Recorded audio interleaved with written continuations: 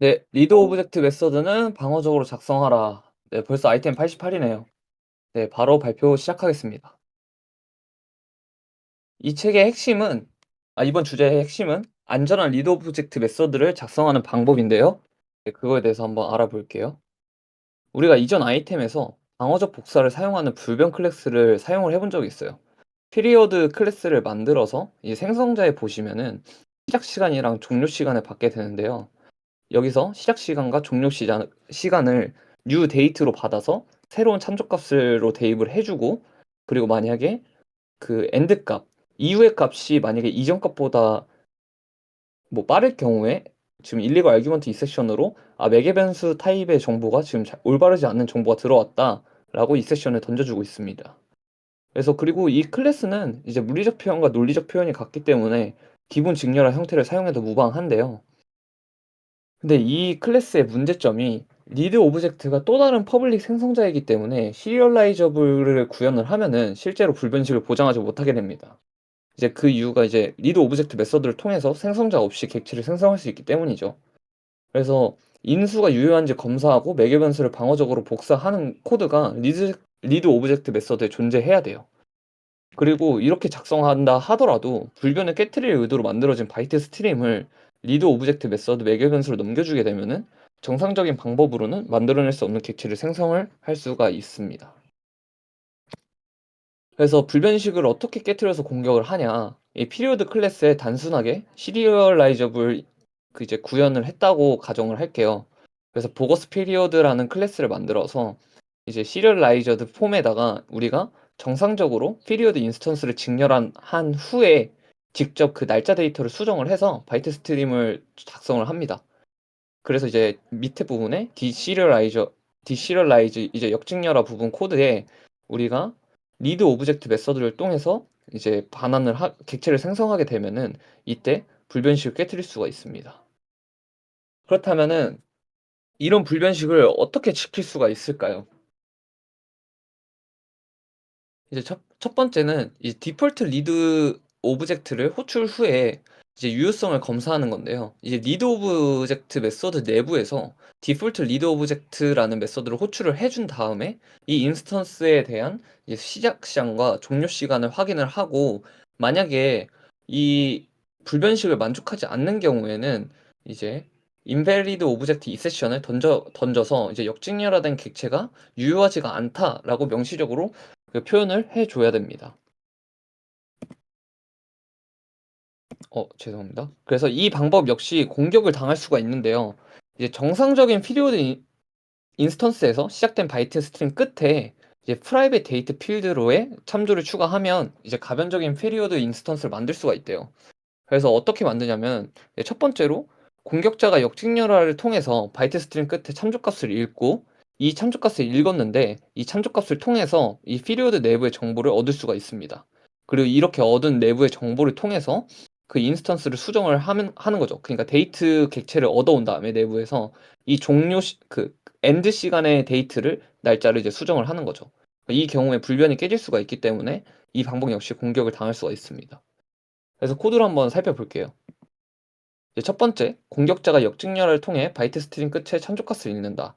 우선은 이 참조값을 읽기 전에 지금 메서드를 뮤처블 페리오드라는 클래스에 그 퍼블릭 접근 제어자를 붙였어요. 그 이유가 이제 외부에서 이 뮤처블 페리오드를 통해서 이제 공격을 할 건데, 이때 그 외부에서 접근할 수 있게 퍼블릭으로 다 열어둔 거고요. 이제 유효한 페리오드 인스턴스를 일단 직렬화를 합니다. 이제 직렬화를 해준 다음에 이제 외부에서 접근하기 위해서 참조값을 필드에다 지정을 해 주는 거예요. 그래서 참조값을 이제 date start라는 필드랑 end 필드에다 넣어 준 다음에 나중에 이제 퍼블릭 메서드니까 이제 외부에서 접근을 해서 사용을 하는 거죠. 근데 지금 이 코드를 보시면은 살짝 애매한 코드가 있어요.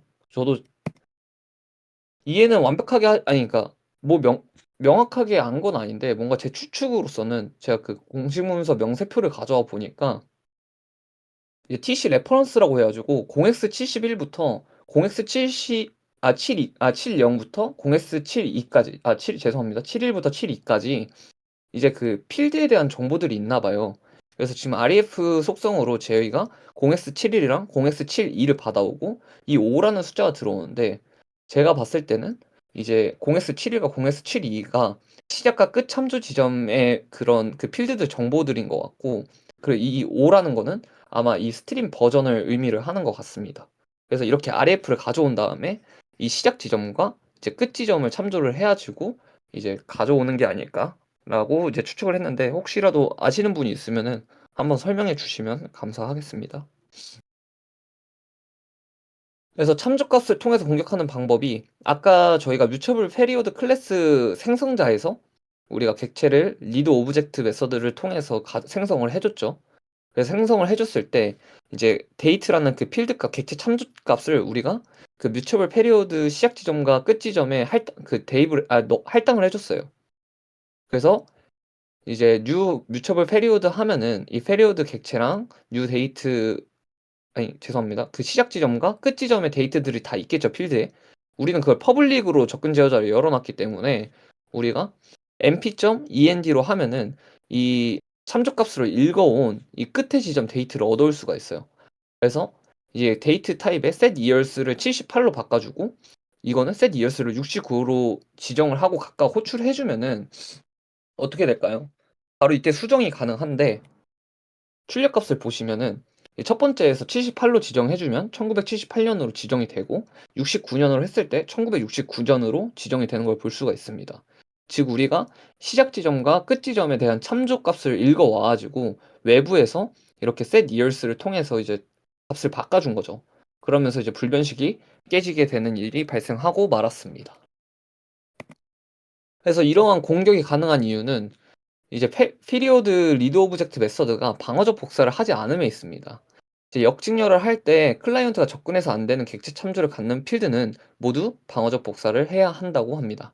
그러니까 어떤 식으로 방어적 복사를 하냐, 우리가 피리오드 클래스에서 리드 오브젝트 메서드가 있을 때 이때 우리가 생성자에서 new 데이트로 파라미터로 받은 이 데이트의 정보를 객체 참조를 끊었었어요. 그래서 이거랑 동일하게 리드 오브젝트에서도 new 데이트로 새로운 객체를 만들어서 기존에 있던 그런 그 객체의 참조값을 끊어주시면 되겠습니다. 그래서 끊어준 다음에 이제 불변식이 만족한지 검사를 하면 되겠죠. 이때도 동일하게 만약 불변식이 깨진다면은 invalid object exception을 던져가지고 역직렬화에 실패했다라는 걸 명시적으로 표현을 하셔야 됩니다. 근데 이런 코드의 좀 단점이, 이렇게 방어적으로 복사를 하면 이 스타트 엔드에 다시 값을 할당을 하는 거기 때문에 우리가 파이널 키워드를 제거를 해야 돼요. 우리가 생성자에서 new 데이트를 사용했을 수 있었던 이유는 이제 생성 시점에 바로 값을 대입하는 거기 때문에 파이널 키워드가 있어도 상관이 없었는데, 이제 리드 오브젝트 메서드에서는 그게 안 되거든요. 근데 이제 책에서는 공격을 받는 것보다 더 나은 방향이라고 합니다. 근데 그것도 뭐 맞는 말이니까요. 그래서 정리를 해보면, 리드 오브젝트 메서드를 작성할 때는 언제나 퍼블릭 생성자로 작성하는 자세로 임해야 됩니다. 즉, 이 바이트 스트림이 항상 진짜 직렬화된 인스턴스라고 믿으면 안 돼요. 아까처럼 그런 공격들에 다 당할 수가 있기 때문에 항상 방어적으로 생각을 하시고 사용하시면 되겠습니다. 그래서 안전한 리드 오브젝트 메서드를 작성하는 지침은, 이제 프라이빗이어야 하는 객체 참조 필드는 각 필드가 가리키는 객체를 방어적으로 복사를 하시고요. 아까 전에 new 데이트로 해서 객체 참조를 끊는 그런 방식들을 말을 합니다.